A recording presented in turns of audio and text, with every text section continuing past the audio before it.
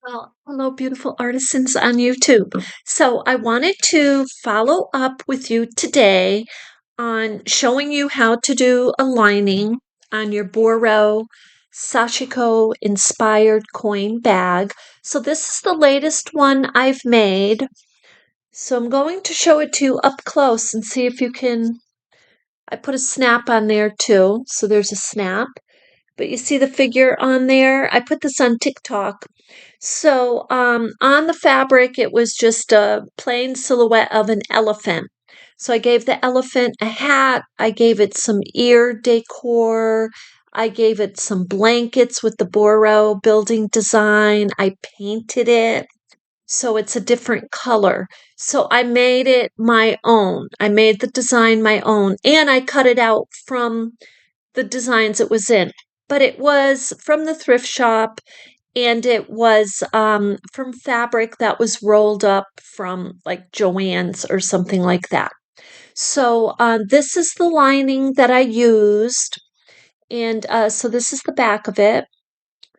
And I cut out a little flower here. So you can cut out different designs, and as I was saying in one of my recent videos, and just be as creative as you want. You're using the Boro technique, but you're inspired and by them, but you're also inspired maybe by the Western, or some other cultures, and you want to add those techniques to your work. And guess what? You have something super duper unique. Now, all of these fabrics are recycled.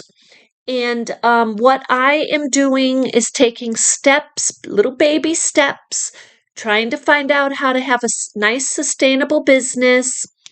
I guess some people are certified. I don't know if I'd have to be, because what I'm doing is scouting out organic pieces, but I'm also using blends because my thought is, where do the blends go? We have billions of pounds of fabric waste in the landfills.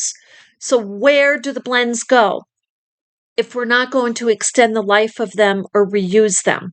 So, anyway, that's my thought. So this is the latest coin bag that I've made. This right here, and before I show you the lining and how to put that on, and I'm not going to go from like do the entire thing right on YouTube. I'm going to show you because it's so simplistic.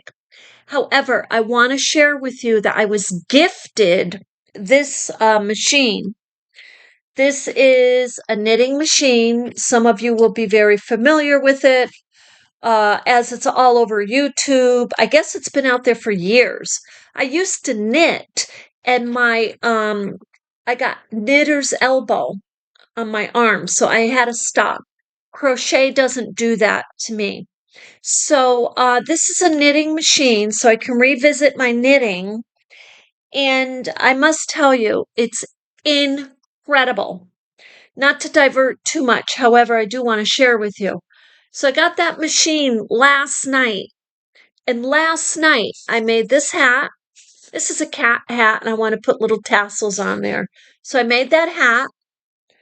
I made this hat, a tube hat for myself, because I wanted to see kind of how it felt. I made that. And I made a black tube hat to line my Boro building, or Boro Sashiko jean hats that I'm making from scrap. So that machine is superb. Now, it goes with lightweight yarn much better than heavy yarn. And that's because the teeth are made to grab the lightweight yarn. So when it's going around, it weaves beautifully with the lightweight. If you want to make the hat heavier, you can double up the beanie. So that's something I'm going to be doing. And then I can put these hats, I can put my Boro patches that I make and create from scrap fabrics onto my hats. And I'm not spending days making my hats and then getting to my design. This way, as my son was saying, this way you can focus on your designs because that's what I love to do. So I wanted to share that with you. And now back to our coin bag. So this is a minimal, I showed you in the last video.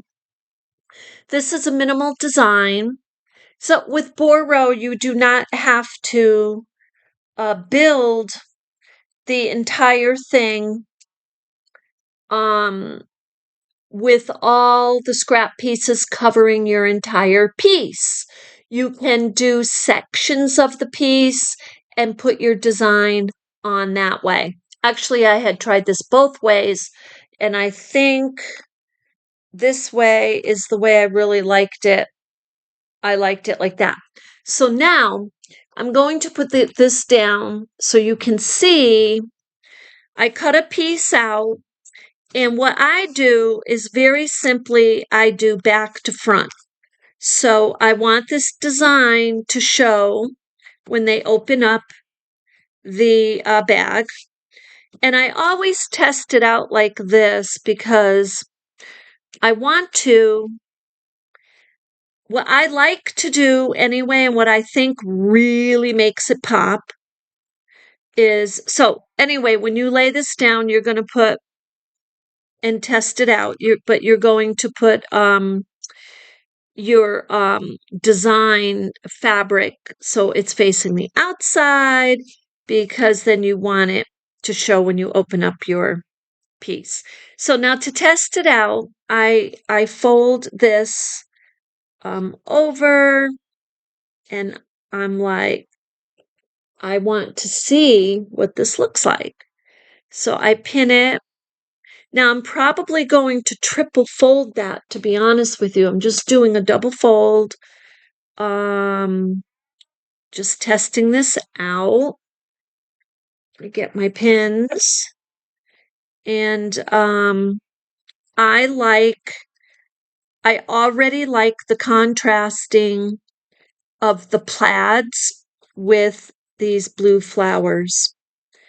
And I like to make pieces that are genderless, you know, male, female, doesn't matter. It's like if you love it, buy it. And so I love to play around with designs that everyone might really love. So now I'm going to turn it like this. This is the bottom I'm saying. And these I will cut after I sew. But yeah, see how cute that is? Now I have a really good idea of what this is going to look like. I have an idea before I even sew. So I'm loving that already. So anyway, what you do at this point, after you pin this on, you want to give it a couple more pins so it's holding in place. Give it a couple more pins going around.